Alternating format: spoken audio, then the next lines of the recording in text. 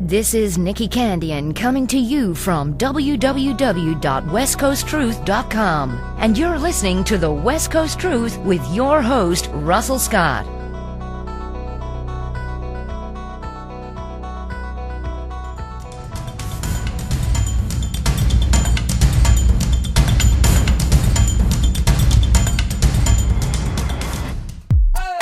What do you say to busting out that trusty old wheelbarrow? To greenery with a full 1-year return guarantee. What do you say we dip into our wallets less and grab hold of the latest tools out there? So we can quit all that messing around with extra steps and get busy turning up our doing dials a notch. But be warned, the low prices will get you all fired up. More saving, more doing. That's the power of the Home Depot.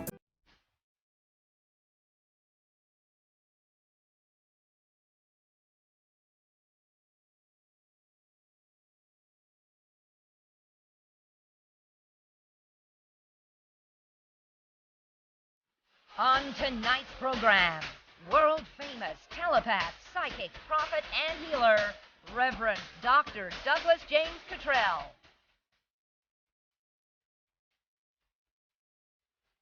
We're here with Reverend Dr. Douglas James Cottrell. Welcome to the West Coast Truth. It's a pleasure to be with you, Russell. Thank you for inviting me on your show. Douglas, tell the audience what you do and give us a brief overview of your research in general.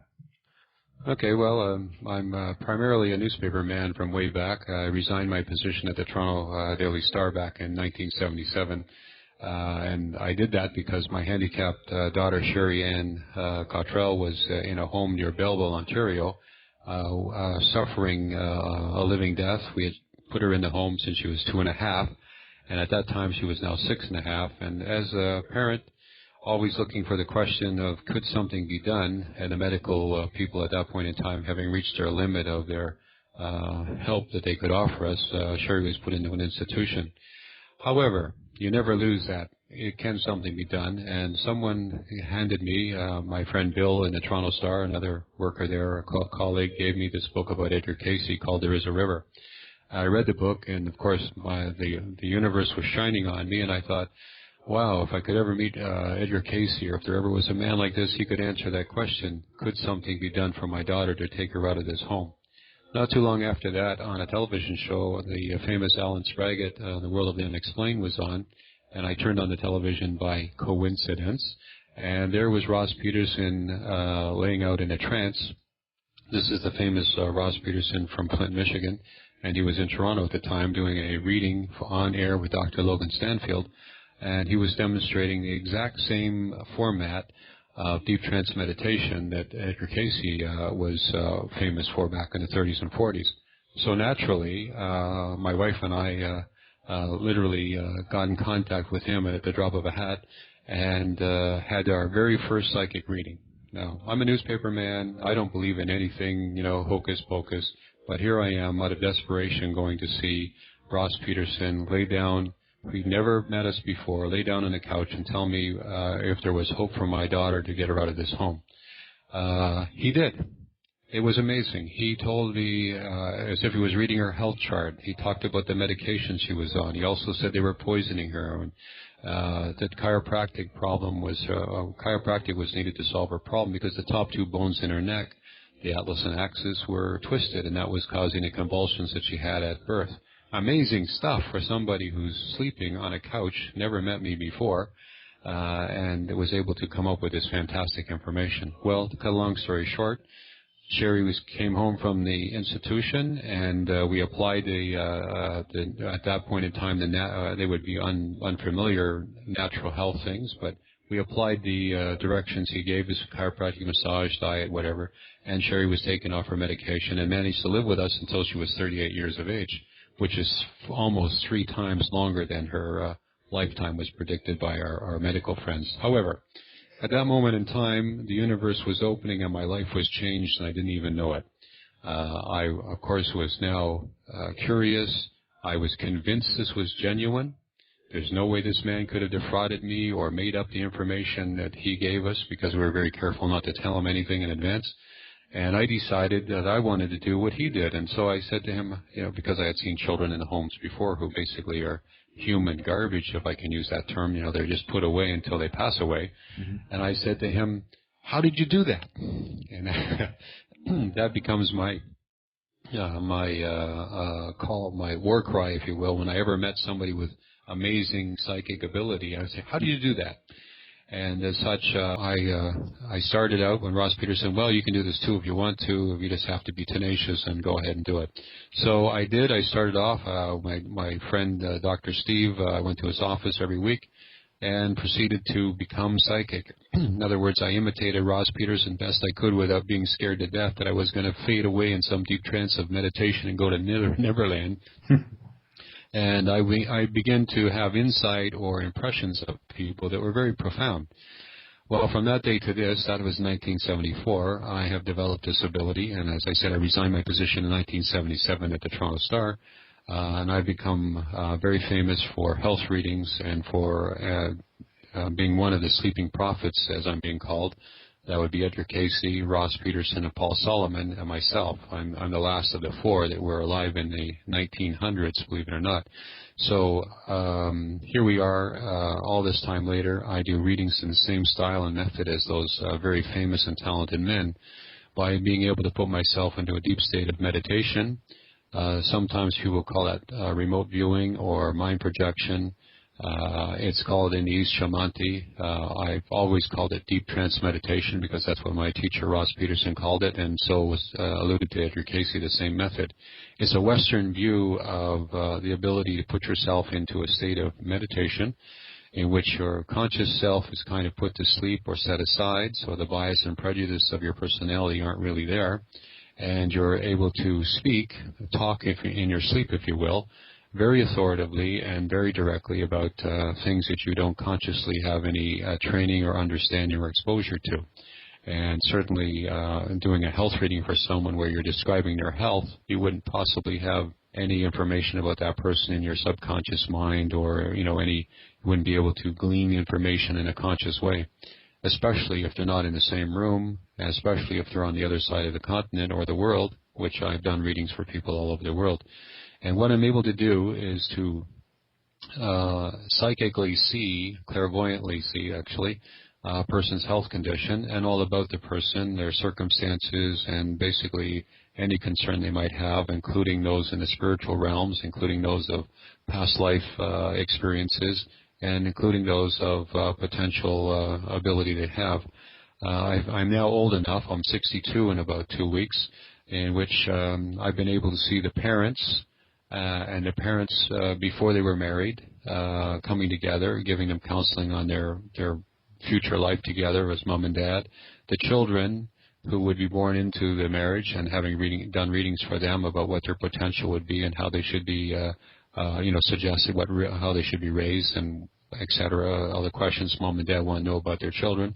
To the point that the children would come and have their own readings about their lives, and now the children are coming back with their children. So it's gone full circle. But the idea is that, to answer your question directly, I have this ability to psychically tune into people and answer any question they can ask or they wish to ask, and with authority, with accuracy, and with common sense psychic stuff. No crazy stuff about off-the-wall kind of things, but this is practical spirituality. And again, it's an ability to psychically see or know or understand things that are beyond the conscious mind that are truly gifted, meaning from the universe itself. So people have asked me just about any questions. Yes, for those people who are saying, have you ever used it to make money? Yes, I have. I made a lot of money with a partner back in the late 70s. I retired and had a little farm up north of Toronto near Shelburne. I'm here now in Hamilton Beach, Ontario. We have a facility. It's $1 million building. We just started a college here. And we're teaching people to do what I do myself, and that is to do this deep trance meditation. We also are teaching people on how to do energy work or laying on of hands, which is my second second gift I ever investigated from Reverend Alec Holmes, who showed me how to do laying on of hands, and he put his hands on my abdomen, and I felt the energy go in, and of course I said, how did you do that? And so everyone I've met, from being able to see auras or dream interpretations to prophecies to being able to do some dowsing and moving wands with my hands and things like that, I pushed the envelope because I want to know, is this real? Is this spiritual energy, the spiritual force, is this a real demonstration of the spiritual qualities or the soul that we have within?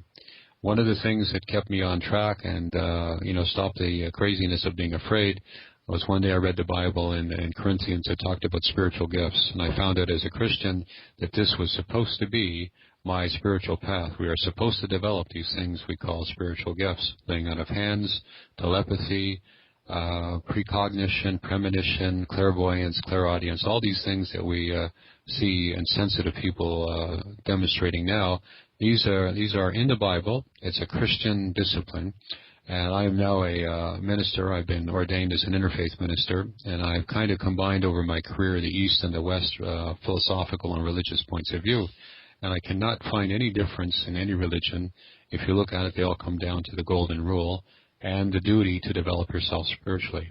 So, have I been tested? Have I done things in this way of demonstrating the proof, the evidence of psychic ability? Well, my motto is faith is built upon belief, and belief is built upon evidence.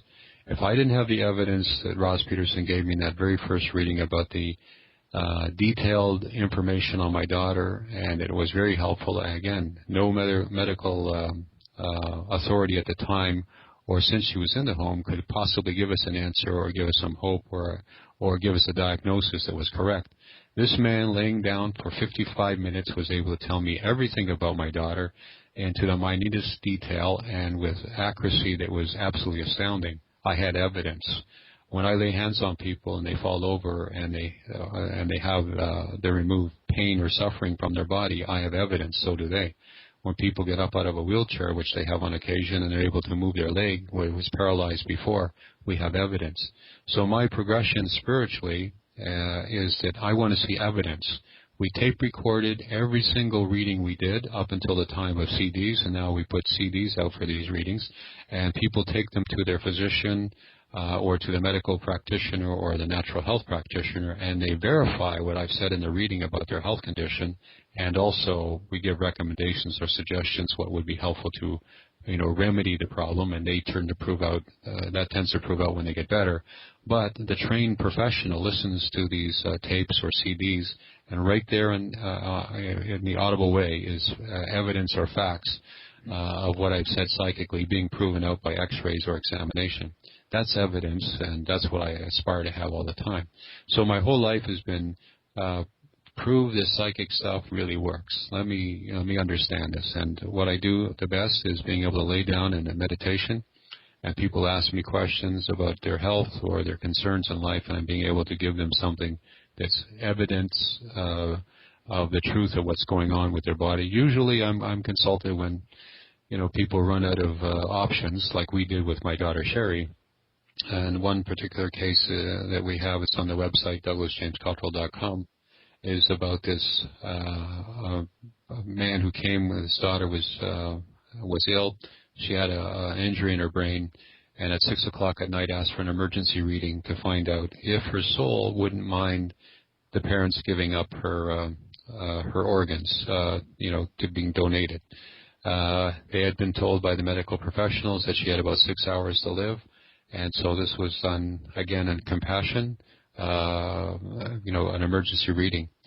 Well, the outcome of this was not as you would expect. It wasn't a matter of the parents. Well, it was a matter of the parents asking if her soul wouldn't mind giving up the body parts, but the outcome was totally different. In that particular reading, the parents were told, the father was told, that she would survive this situation provided they took her off the morphine, and that in the morning she would wake up out of her coma, and she would be hungry and talking and laughing, and everybody in the hospital would come running over to see what was going on with this miracle child. Normally the protocol was to morphine the child, and then the child would pass away with this brain injury or this bleeding internally in the brain. Well, That's exactly what happened. The father went back to the hospital, stood guard over his daughter, refused morphine, and the little girl was 6 years old at the time, came out of the coma and responded as was predicted. More readings were taken on the girl's health, and to such a point that the neurologist was saying every time they had a decision to make, well, what does the psychic guy have to say? This is the best use of somebody who's clairvoyant or has an ability where a professional can get the information from a psychic person and evaluate it and help give them direction or from a certain perspective information they can't otherwise obtain in a normal sense, but they are still the one making the call. They are still doing surgery. And so it's, in addition to all the tools they have, it's a profound way of looking in a body and being able to see what's going on.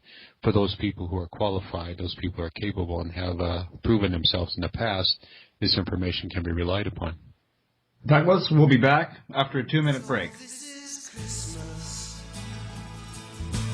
and what have you done? Another year over, and the new one just begun. A new year is about to begin. What better time to start helping a child who may not make it without you? Please, call this number now. You'll receive information about sponsoring a child through Christian Children's Fund of Canada.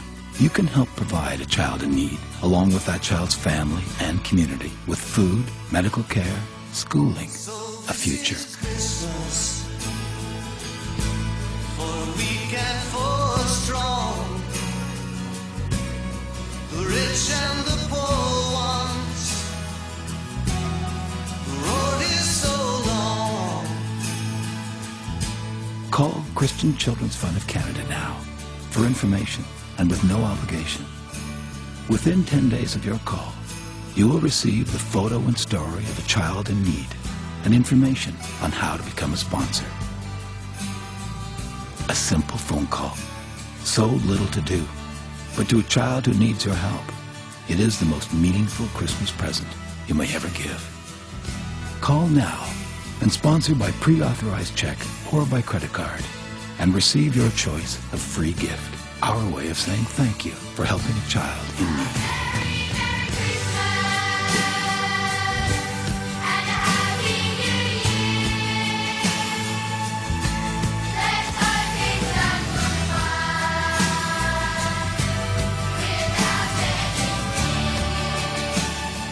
Your generous contribution will give a child a chance.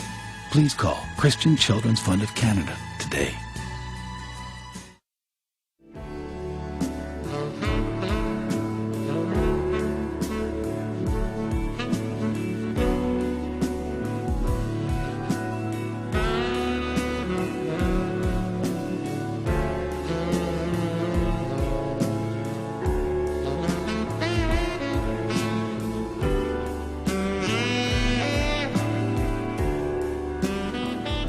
We're back with Reverend Dr. Douglas James Cottrell. Douglas, you run a, what do we call it, a facility, Many Mansions Spiritual Facility? Yeah, we founded the Many Mansions Spiritual Center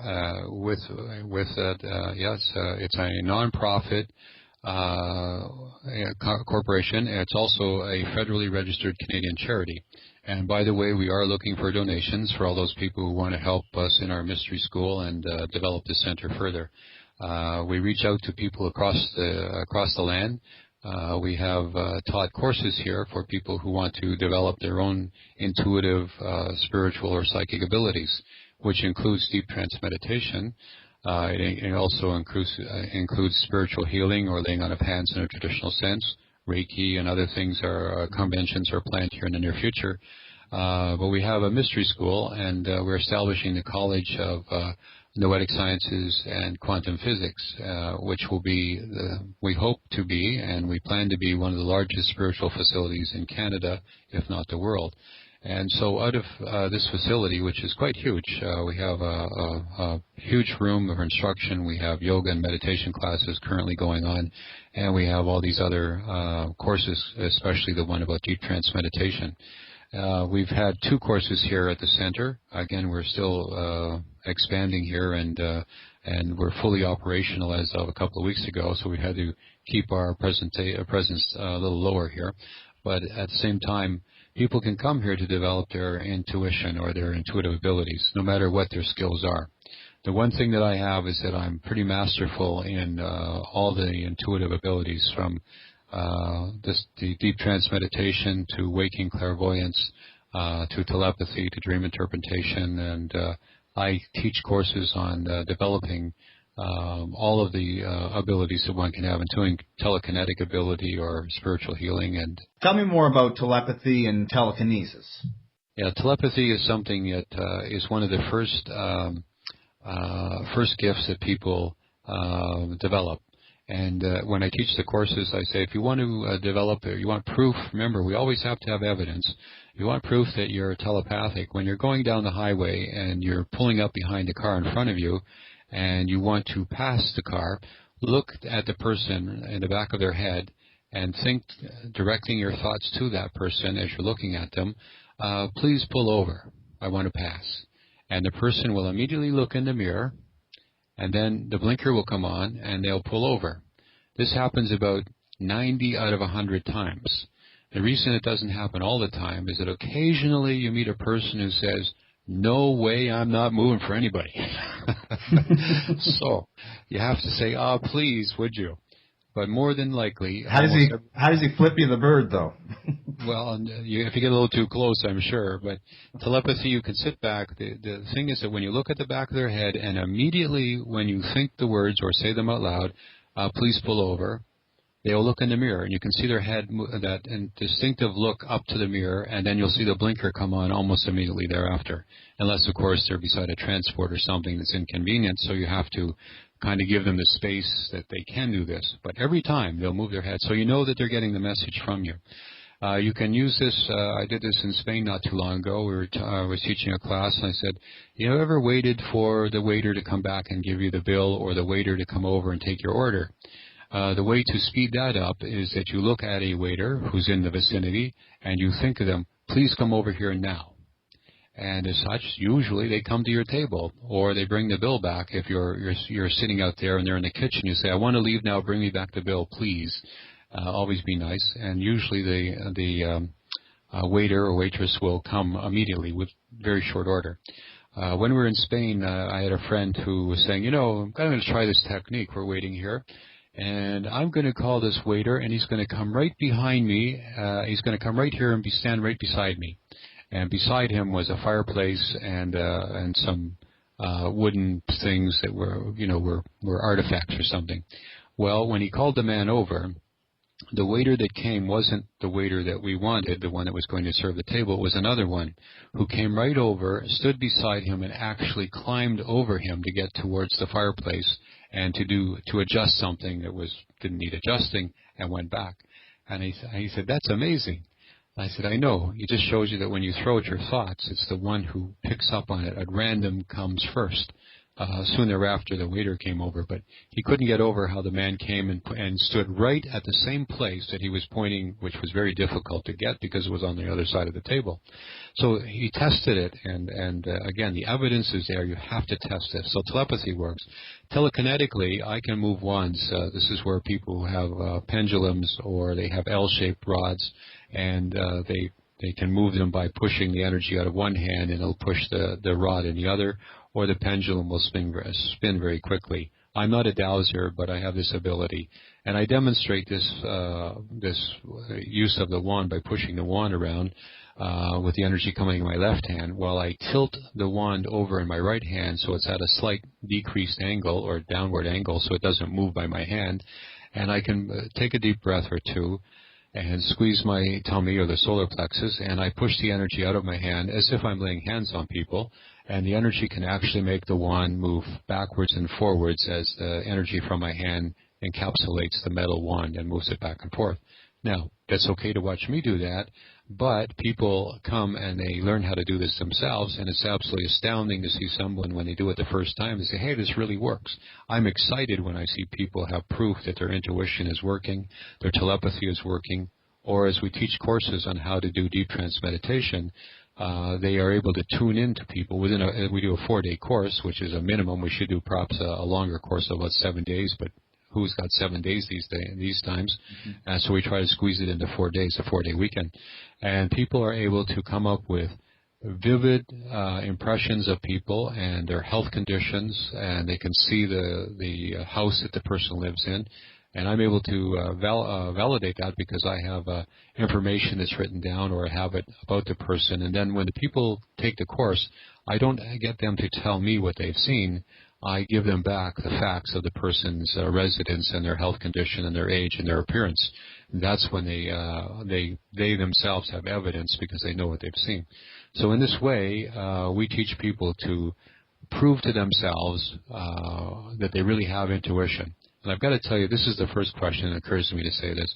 One of the first things I say to any group of people when we sit down, I ask how many people in the room can see the future. And if there's 50 or 100 people, which is a normal class, maybe 1 or 2 people will put their hand up and say, I can kind of perceive the future. I then ask these 3 questions. 1, has anyone here in the group had a dream that ever came true? Well, maybe half the group or a quarter of the group put their hand up. I then asked the second question, how many people just felt something was going to happen and then it happened? Well, some additional people would put their hand up. Now we got about maybe a half to 2/3 of the room with their hands up. And then I asked the third question, which is how many of you just knew something was going to happen and then it happened? Well, by that time we have all but maybe 1 or 2 people in the room with their hand up. And I say, now remember a moment ago, I asked how many of you could perceive the future, and none of you had your hand up. It's a matter that people are afraid to say that they're psychic. They don't quite comprehend the spiritual abilities that they can perceive the future in the way of seeing it, feeling it, or knowing it, which are 3 of the basic psychic gifts, intuitive, clairsentient, and clairvoyance. So the idea is that I teach people, I give them the words, I give them the examples. Remember, faith is built on belief and belief is built on evidence. So when they have evidence, they're not ashamed to tell somebody, hey, I'm psychic, or, hey, I'm able to develop my spiritual abilities, or I have evidence or proof of it.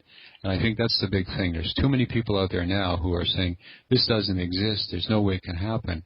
I'm skeptical. I say, okay, well, tell me how skeptical you are. What have you investigated? What do you know? And basically people who claim that they're skeptical really are ignorant. They have no idea that psychic stuff works, like I used to be. I was one of those people when I worked at the newspaper, when my sisters would go see the fortune teller, the card reader, I would poo-poo them and make fun of them. And so everybody has this apprehension to say, like, yes, I had a dream last night, and I saw the stock market move 200 points, up or down, doesn't matter. But I'm the kind of guy who used to bet money on that. And when I was 25, 26, and 27, I made a lot of money using my dreams and the commodities. The point is that we can see the future, we can perceive it, and we can have evidence about it.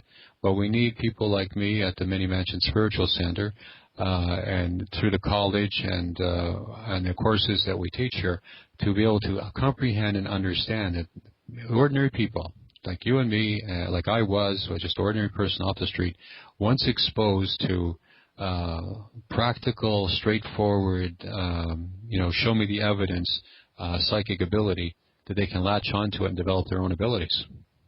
Douglas, have you ever stumbled upon a savant? Well, I haven't had anybody come to the center who would, as a savant, be able to give me the names out of the phone book, but I have met children who are able and capable, especially if they're dyslexic and multiple dyslexic. In other words, they not only write backwards with one hand, they write mirrored backwards and upside down with the other hand. I've been exposed to idiot savants and other people in the past because I've been interested in them. And I have worked with autistic children and finding out how to help them. And there's Jonathan Alderson has a new book coming out about autistic children. He's used my input to get some very good information from their mind. But savants, as far as children or people who have been able to have fantastic memories or have these abilities, well, it's not exactly our forte, but I've investigated it myself in the past, and I think this is something where the human brain has this capability to go beyond the conscious mind, which is the smallest mind we have, going into the subconscious mind, which is 10 times, purportedly 10 times larger, but the soul mind, which is probably 1,000 times larger. And I think this is where this information comes from in that consciousness that we would call super subconscious mind, the soul mind. And I also have a theory that, people who have child proteges, they're touching upon past life experiences in which they have learned this all in another lifetime, and this memory or this ability is stored up in their soul mind, and they're able to contact the soul mind, which I think is what a savant does as well. No, when I was asking you if you stumbled upon a savant, did someone ever show up there and wasn't aware of any of his or her powers and surpassed your own? Well, I haven't met anybody that can surpass me at this point in time. Not to saying that it's not possible. Certainly there are people who have natural abilities where they have dreams on future outcome, which are prophetic dreams. We've had people who were able to, we had one lady here who was able, she would come with a headache every day, and she was actually, when the headache was occurring to her, she was feeling or sensing earthquakes in the world. And at 4 o'clock in the afternoon, she said, I have a headache, and at 4 o'clock that day somewhere in the world there was an earthquake. So we met people with special talents and abilities like that. And I'm not trying to be vain here, but nobody really has all the abilities together like I do. And I'm being able to demonstrate them. Certainly we hope people would be able to go beyond what I would be able to do. But usually the people that come here are people who are developing. I would suspect that people who are fully developed wouldn't need to come here to see me, although I've met some very talented people in my travels in Spain and Poland and other places who have remarkable skills and abilities. But nobody's really come by here who would be able to do all the things I do. And I think that's what makes me a little extra special or different from people, is because I do all the psychic abilities. However, everybody has their own authority, their own ability, and I'm sure that somewhere out there's got to be some fantastic people who have another facility, or they're just, some people, they don't do this. This is public work. I resigned my position in 1977 because I was motivated that there were other children like my daughter out there, and certainly there have been lots of children, at least a dozen, that we've helped stop going to the same fate as my daughter did, stop going to an institution, and been able to rescue them with my intuitive suggestions given to credible people who were trained and were able to apply their skills and their abilities in combination with what the readings had suggested, that have stopped children to go to institutions. But the point is that there is a way in which people can develop themselves. And when they do that, they find out that there is some truth or some validity to the spiritual power or sense or gift or ability, which I think is a natural state to be in. I don't believe that we're all extra special and that some of us have psychic ability. I think we all have it. The only trouble is it's been trained out of us as we were children. The sleeping prophet, Edgar Cayce, sometimes referred to as a charlatan. And, of course, we have these 1-900 psychic hotlines. What would you say to people that are extremely skeptical about what you do? Well, the idea is that if you're extremely skeptical, that means that you will investigate and you will try to find out what's going on, or if there's anything to it. If you are skeptical and you're not sincere, you're just a naysayer, it doesn't matter what gets said or what is proven to you, then you're not really skeptical. You're ignorant of the fact that intuition and psychic abilities and qualities or gifts from the soul are recounted in all the world's religions. The mysticism of the Christ, for instance, it was, at the time, if you read the Bible, he was rejected by people and they were afraid of him. He used to cast out what's called demons, but basically these would be intruding entities or spirits or ghosts, if you will. And he used to lay hands on people, and he foresaw the future. And what happened to Christ was the local people tried to murder him, and they did. They convicted him in a trumped-up trial, and they tried to protect their own market share in the religious community. It was if you remember, the religious people at the time, they basically were the ones behind his sham of a trial and his execution. If you look at those people who are alive today, there are many people who have condemned me and told me the devil's got a hold of me. And I say, well, if that's true, then I just go back to the Bible and I say, is it true that the devil has a hold of me? And they'll say, yes, the devil is a trickster. He's making you do all these wonderful things and save all these lives and help all these people for 34, 35 years because he's trying to steal your soul. This is stupid. People who are really skeptical, if they read my website or if they investigate or get to know me as a person, nobody gives up a career like I did in the Toronto Star. I made more money than my family doctor. I worked 4 days a week. I had all kinds of benefits. I gave that all up to follow my spiritual calling. I work for God, always have, and I've not done so badly, although I've had, like Edgar Cayce, up and down. Financially, you know, it's like an entrepreneur, rich one year, poor the next. We keep trying to help everybody. Now, people who keep trying to help, you say, what is their motivation? Well, my motivation is not to be rich or to be famous or to have power.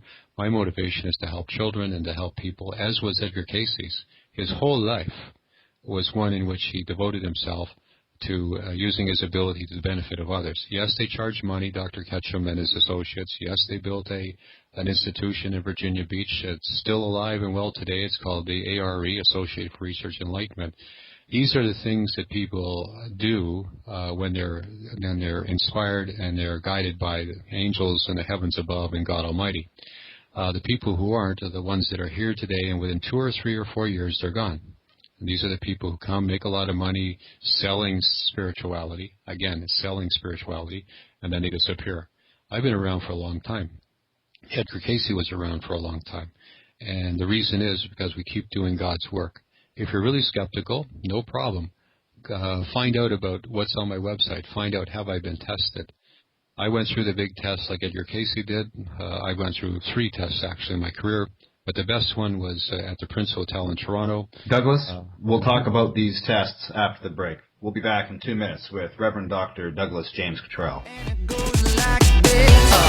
me by the tongue and I'll know you. Kiss me till you're drunk and I'll show you all the moves like Jagger. I've got them moves like Jagger. I've got them moves like Jagger. I don't need to try to control you. Look into my eyes and I'll own you. Why meditate? Connect to your own creative stream and power. Release issues, clear and align for proper connection and communication in our higher realms. I am intuitive artist Shay Veer. I offer Skype sessions and my Do Your Egg meditation techniques, all designed to help us clear and connect to our own power, to our own answers. SpiritSearch.ca. This is the Chevrolet Volt, the planet's only electric vehicle with an extended range. Designed to go where no electric car has gone before. As far as you want, whenever you want. From your daily commute to your weekend escape. Because an electric car should be full of possibilities, not limitations. This is the Chevrolet Volt. Chevrolet, driving our world forward. There's a reason we Canadians are the way we are. We live in a vast country made up of 4 seasons, each with its own tough jobs and great joys. So as a nation, we're not easily intimidated. We like to hold hockey practices at 6 a.m. Barbecue when we want to barbecue. And load up minivans to drive forever to remote cottages and campsites. Who else would rake up a 6-foot pile of leaves just so the kids can jump in it? Or shovel a backyard full of snow just so the family can skate on it? Yeah, Canadians love a challenge. And there's one place that's always prepared us for whatever we want to do. So grab a rake, tie a lure, tune up a car, stain a deck, change those tires. Get ready, get out there and say, bring it on.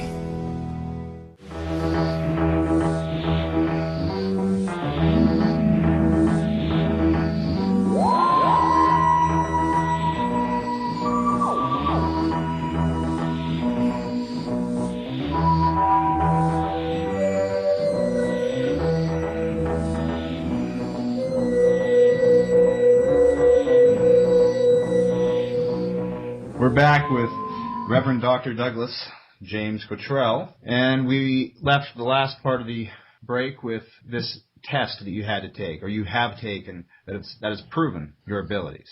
Yes, we're going to, in our upcoming book called The Renaissance 2012, which should be out on the internet very shortly, so people should check the website, douglasjamescottrell.com, for its launch.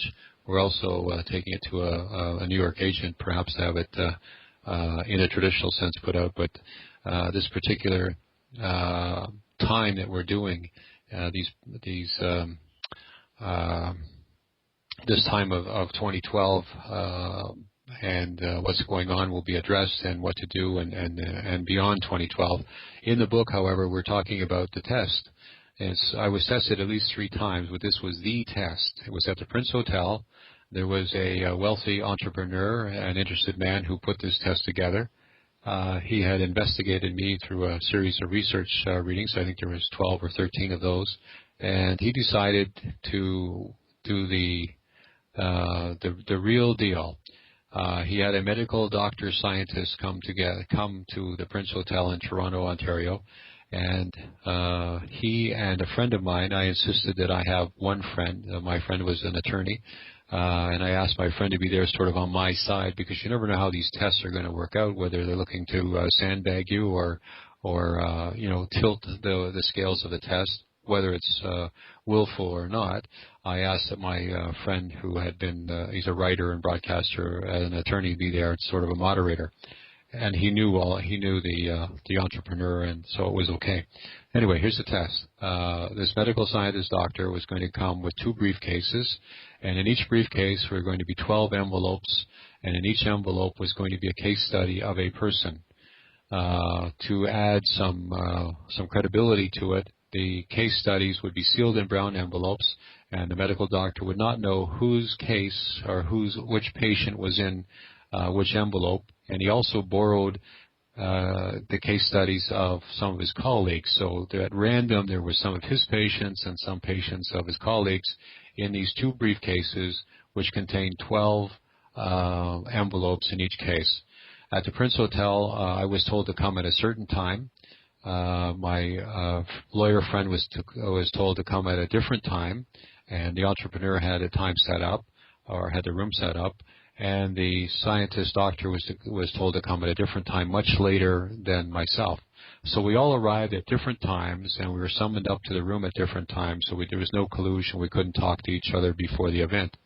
Then when the doctor came in, we proceeded to, I'll give you the short version, we proceeded to do the reading. I laid down, and at random, he opened the briefcase up, and at random he would take out 1 envelope, and he would ask me about a person, and I would tell them what the problem, what their health problem was.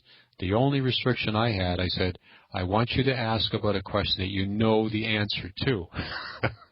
I didn't want them to say, tell us what you see, and I come up with something that they don't know about, and later on they would prove out that perhaps the person had kidney stones, which I've done before, and they're really looking to see if the person has an ulcerated something around their stomach.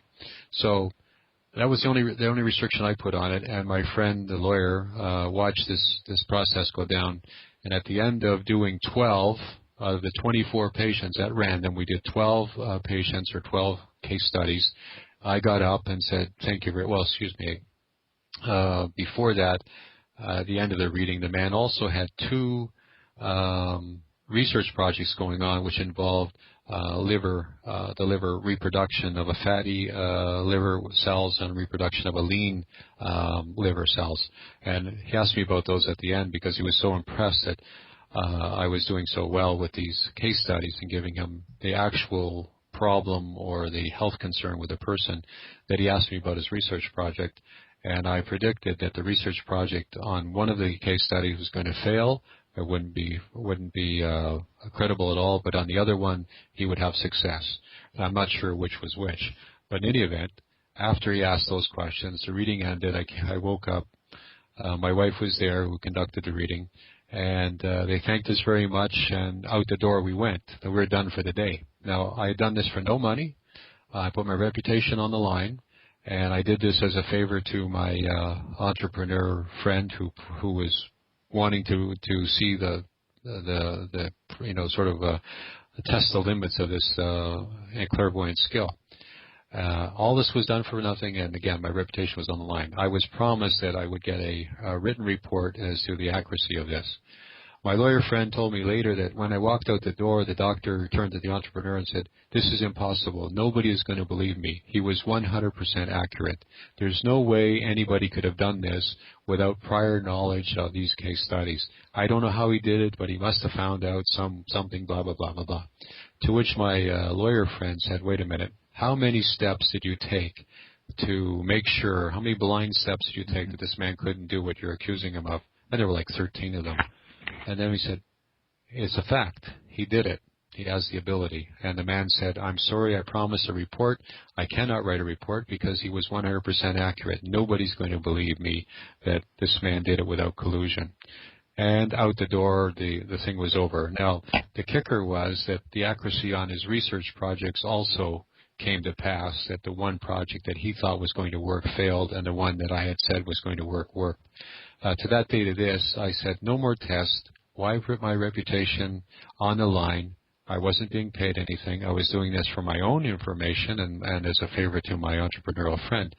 However, that test was credible, and I have a lawyer who's willing to sign any kind of affidavit that this really happened. And, of course, the people who are participating are still alive today. And that, I think, is going to be in the book in detail. So there's the test. That's what's happened to me. And again, it comes back to this credibility issue. Why can't it be correct? Why can't it be accurate? Well, during the last break, Dr. Cottrell and I were talking, and I mentioned that my back hurt. And what did you tell me, Doug? Well, you asked me that you had some problems in your back, and I immediately told you had some problems in your lumbar or low back, and I also saw some problems in your shoulder blade, and also your shoulders were hurting, and that you should get more vitamin D because your body needed vitamin D. And which you told me, why don't I get vitamin D? And I don't know. And you said, because I'm inside all the time. So I think that was the course of the conversation. And you're on one side of the country, I'm on the other. I'm near Toronto, Ontario, and you're in Vancouver. And I'm able to look at you as if you're in my office here. Well, and these were completely accurate. There you go. Yeah, absolutely. Well, this is what happens. You do this for 34, 35 years, you get good at it.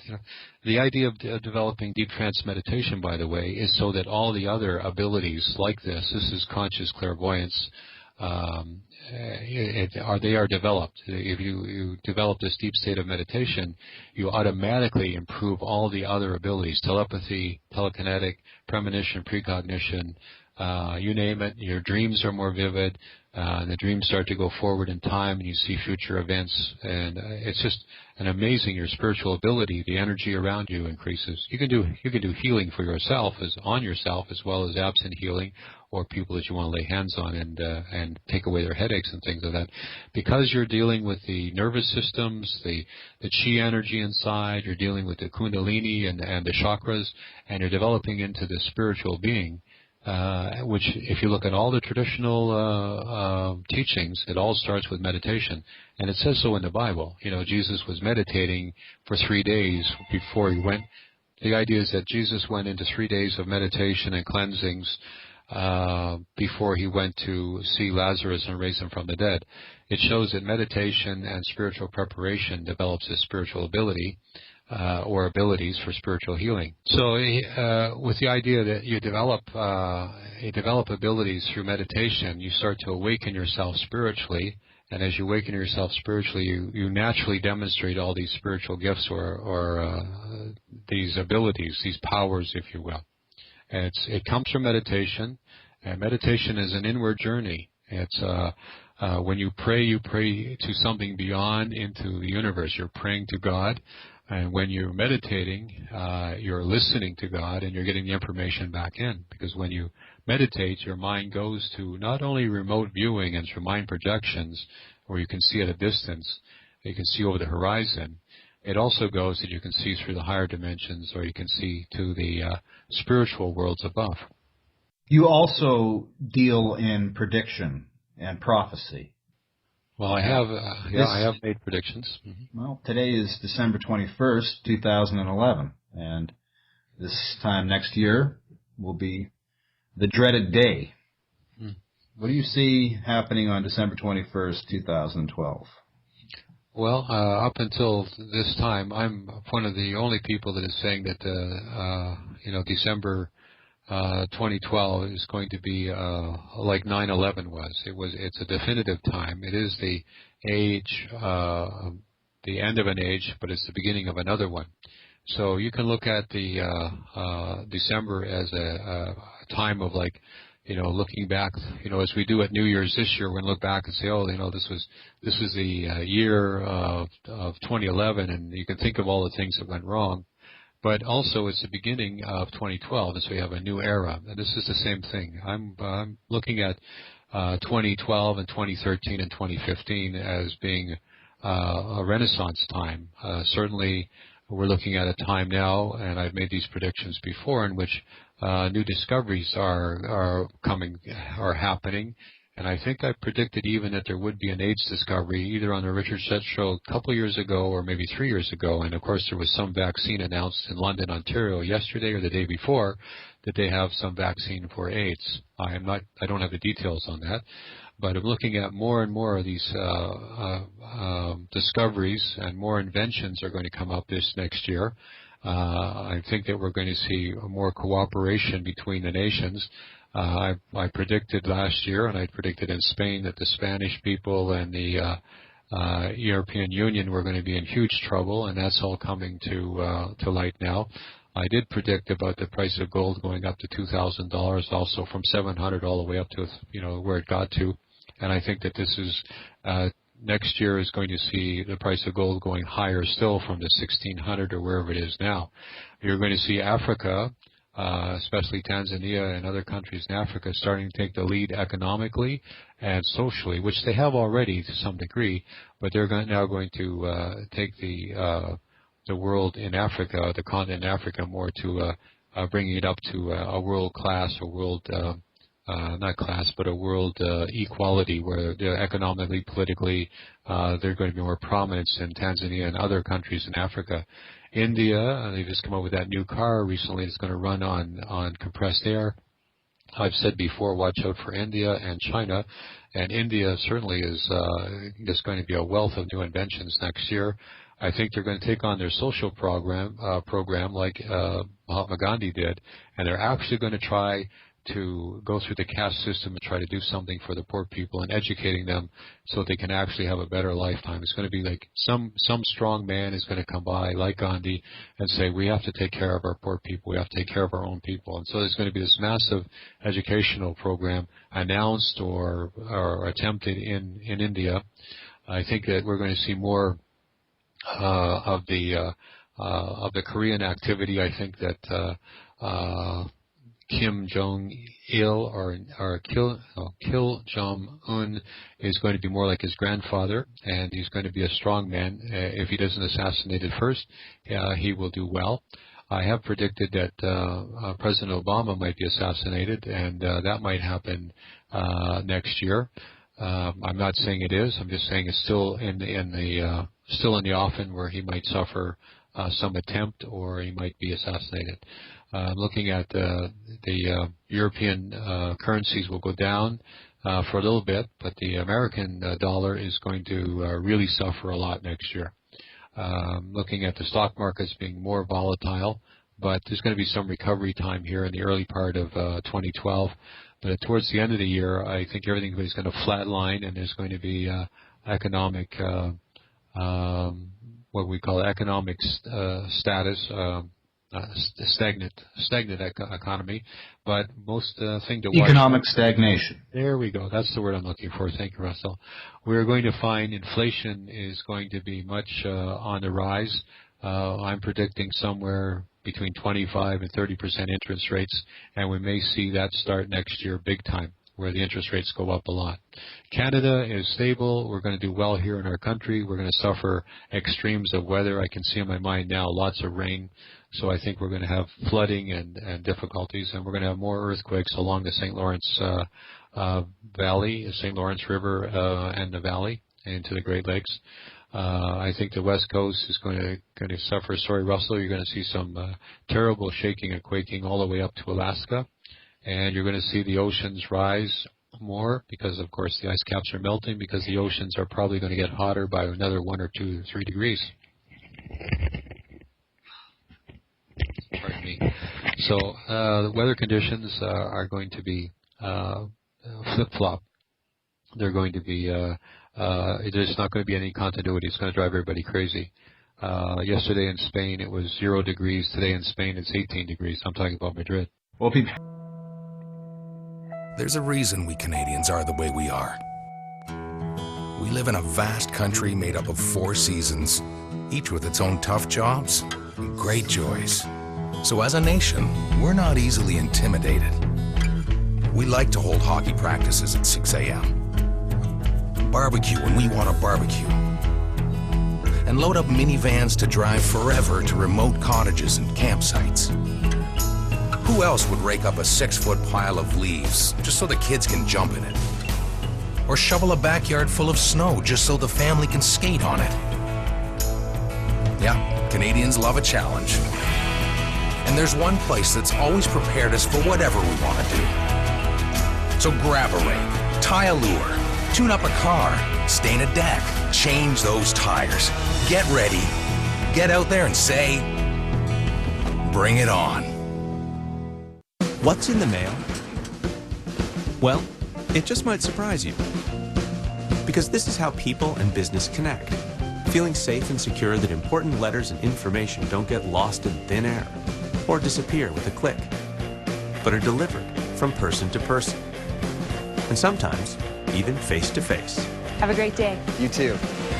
For some of the best ways to connect and protect, it's all in the mail. Learn more. If I goes to your website, they'll see that many of your clients are extremely well known, such as George Carlin, who I thought was great. Probably the funniest guy I've ever seen. He was an amazing man. He was a genius with words, and if you go through his life, he likewise anybody that's novel or new or comes up in the way that George Carlin did or Edgar Cayce to compare. There seems to be this huge prejudice or this huge wave of conformity that we're right, we're the people who know better, we're the old establishment people. But after a while, when people who persist, like George did, the genius comes out. And when I met with him, I stayed at his house several times. His wife Brenda Carlin was my contact and brought me to California. Then I met a lot of movie stars through the connection with George. But he and I had an understanding, and I did several readings for him, at least 3. And I caught a show in Las Vegas. They took me to Las Vegas to watch him as a treat to see a show. And then about a week later, we were back in Los Angeles, and he took me out to lunch because he always promised to take me to lunch. And several times I was there, we just never had time. I was busy, he was busy. Mm-hmm. But anyway, this day we went and we went to this little place, and we walked in about 12:30, 1 o'clock. So most people were not there. The place was a little empty. And as we're sitting there, he had a habit of wearing a ball cap or a black T-shirt, so you wouldn't really think anything special. He wasn't any suit or celebrity things.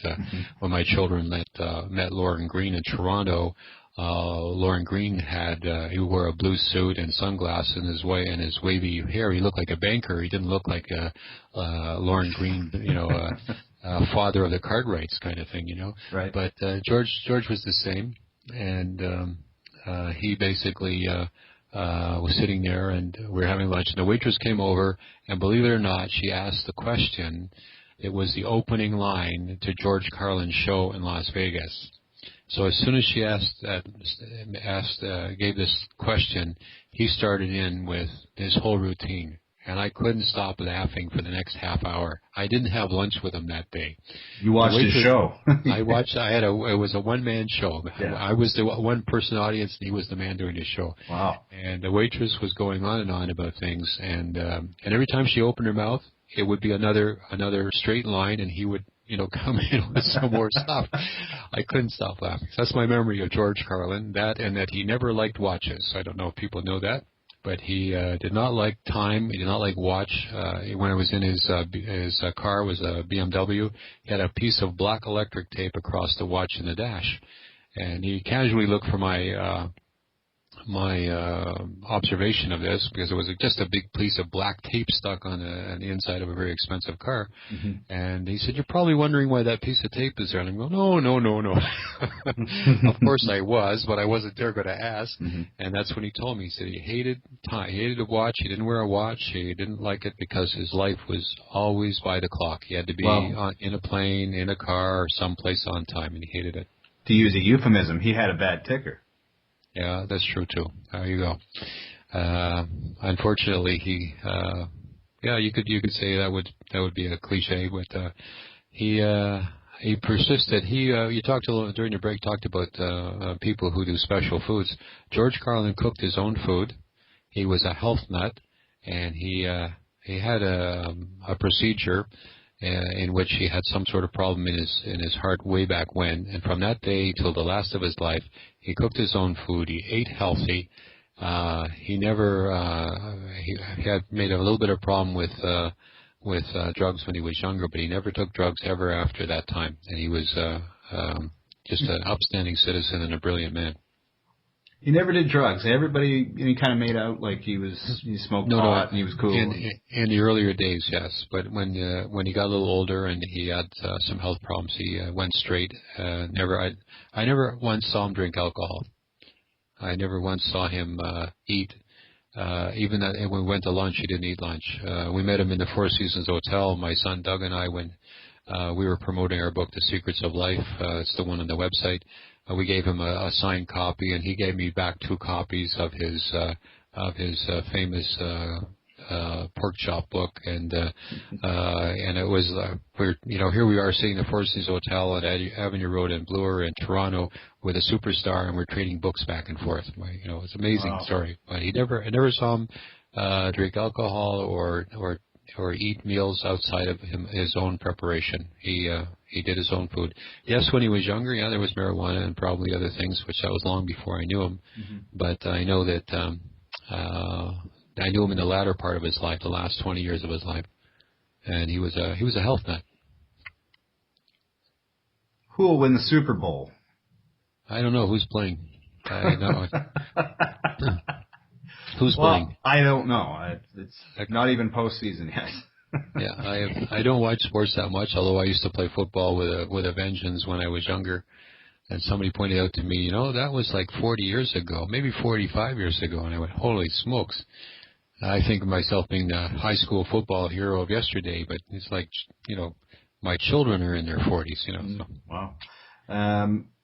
So I was going to ask who will win the 2012 election, but we don't know the players there either. Or they don't know the teams. That's right. It's the thing about being clairvoyant is that I need to focus my. We asked for a time, and if you were to give me a date or the teams that were playing, I could probably pretty accurately pick out who was going to win. Sometimes I can do the score, like when Lou Pasaglia, way back a football player, won the football game by his 5 field goals. At the beginning of watching the show, I just watched a little bit. I thought to myself, I wonder, has a field goal kicker ever won the game all by himself? And that night, Lou Pasaglia did. And I was like, wow, it's amazing. But these things come to you, like it's the same when we talk to people who are made the transition to what I call change address, and they go upstairs. We need to know where they died, what city, and about what day they died, and then I'm able to tell the stories. On the website, there's a story about this lady who, for instance, wanted to know where the jewelry was that I think it was her grandmother or her godmother or something like that. There was some jewelry that was promised to her, and the lady had suffered Alzheimer's towards the end of her life, and nobody could find the jewelry. And the house was cleaned out, and on the day that the house was to be turned over, it was to be sold, they had given up that this jewelry was not going to be found. But the woman, I've been recommended to her by some good friends in a credible way, decided to have a psychic reading. And so she came for a very psychic reading, and I told her that we contacted Grandma or the godmother and got instructions as to where the jewelry was. And so she had this reading, and she went back. She says, "Okay, everybody's making fun of me. They think I've just spent $350. That's what I was charging at the time for a reading. That I've wasted my money, but I'm going to, I believe you, and I'm going to go find it." So on the day that she was going to look for the jewelry, she called the relatives in, and they bought a couple of bottles of wine, and they were sort of a little toasting to Grandma or the godmother. And she said, "Okay, this is what the psychic says. We're going to go down the hallway here on the first floor. We're going to turn left. We're going to go down in the basement. We're going to turn right." And they're following her around with, as she told me later, with glasses of wine in their hand, all telling her she's stupid or crazy or whatever, the regular razzing. And she says, "Okay, 2 posts over in the basement, 1, 2, reach up, move the ceiling tile." And so somebody moved the tile, reached up, and lo and behold, there was a plastic bag with the jewelry in it. Yeah. And she said that was absolutely amazing. Of course, everybody was astounded. And I said, "Well, here's proof that we were talking to the people in the great beyond." Grandma had been contacted. She was now deceased not too long. It was the estate was being settled, so it was relatively short after her transition. But she was giving information about where to find the jewelry from being in heaven, if you will, through me, the psychic guy, to the girl or the young lady who was supposed to get it. And on the website, she says something like, "For all those people who don't believe, I've got the jewelry. I've got the proof. I've got the jewelry to prove it." Something like that. This is what I'm all about, is evidence. And people who want to develop themselves psychically, they got to have evidence or they won't believe it. Can we test you? You already did, I thought. What do you want to know? Well, we talked about the Super Bowl. I'll give you 2 games. You tell me the outcome. Well, I will do my best. Yeah, of course. You need to tell me. Okay, go. Go ahead. This is something that the average person could relate to. Well, this is not really average person. But anyway, go ahead. Houston at Indianapolis. That's tomorrow, and that's Lucas Oil Stadium in Indianapolis. That's going to happen at 8:20 Eastern Time. So we got Houston, and what's the other team? Indianapolis. What colors are they? Who's wearing yellow? Anybody wearing yellow? No. Indianapolis wears light blue with a. Okay, light blue, and the other Houston wears what color? I think it's dark blue with some red in there. Okay, well, the first thing I was looking at was yellow, or what to be like yellow, and then brown kind of stripes on the uniform. So we got light blue and dark brown. Okay, I'm going to pick light blue. So that would be Indianapolis. And somebody holds up 1 finger, so it's either 1 touchdown or 1 point. They win by 1 touchdown? Yeah, it looks like somebody holds up 1 finger. Okay. So I'm taking that one. And we'll go with New York Giants, which are dark blue, I think. And they're at New York Jets, which are light green and white. And that's at the MetLife Stadium in New York. And that's at 1 o'clock Eastern Standard Time. And that's on Saturday, Christmas. Okay. Well, the Jets have white in their uniform, yes. Say? Okay, I'm going to go with the Jets. All right. So you're taking the home teams. Am I? Okay, I don't know. I don't know these. I understand that. Well, that's why I like the experiment. Okay. Well, this is outside the realm of what I normally do. Tell me about commodities, and which I have an interest in. Well, anyway. You've talked about gold, and I followed silver this year, and I've seen it go up and down and up and down, and now it's at 32, I think, and starting to lose confidence right around now. So. Well, I would advise, if I was advising people, I would say the metals are never going to go back down. This is just a buying opportunity, as they say. So commodities all the way. Well, in our country, we're rich. We'll never be broke because Canada is a resource-based economy. We have wealth in the ground. The only problem is our federal government, in my opinion, is selling off all our assets to foreign powers and foreign countries. But you're going to see up in what used to be the Northwest Territories, Nunavut, and those places, you're going to see that there's going to be enormous wealth found up there. There's already lots of diamonds and things like that in our country. We have an enormous wealth in our country. But we just have a bunch of politicians who are selling us short by learning how to put wealth in their own pockets. And that's not a condemnation. It's a fact that, in my opinion, that they're not paying attention to the future, and they're selling our country short, and that more and more foreign nations are coming in and buying up our resources. Naturally, the Chinese and the different people. The tar sands got sold to some, I think, Dutch company. I don't know for sure. So that's our problem, but we will always be well. We're the peacemakers of the world. Canada will never suffer. Although we're going to have the West Coast problems, and we're going to have some problems down the St. Lawrence, Canada is a safe place to live. Douglas, on your website, you have the book, you alluded to it earlier, The Secrets of Life. Tell us briefly about that book. Well, it was a book that was put together by my son, Matthew Cottrell. He's got some credentials, university, has a master's degree in English literature. And he put this together with 27 readings, Deep Trance Meditation readings. And where I go to promote the book, I usually sell about 90%. I have a sell-through rate of 90%. That means 90% of the people in the audience will buy the book. And it's been out for a couple of years now. It's being classified by some as a course of study, and there are people who are actually are trying to form a course of study for this book. It's written from the wisdom of the Deep Trance Meditation, and it answers some of the questions in great detail and simplicity about karma and the spiritual realms. And also there's how I see people or entities or spiritual beings and how they show up in certain forms, orbs and ribbons and things like that. It's a book that's rounded out several different things that people who would get it for the $20, or I think we have it on the website for $19.95. There's a downloadable version as well. That it's a fantastic book if you want to introduce yourself to psychic things. It's been called a very easy read by some people and a very intense read by others. And when Douglas, my son, put this together, he wrote the book with the intention that it would be to the greater general public. So it's not written for the specialist. So people who would like to know a lot of things from the deep trance, the wisdom of the deep trance meditative state, this is the book they should get. And for a little bit of money like that, it's just one that everybody should have it. I know it sounds self-serving, but it is a really good book.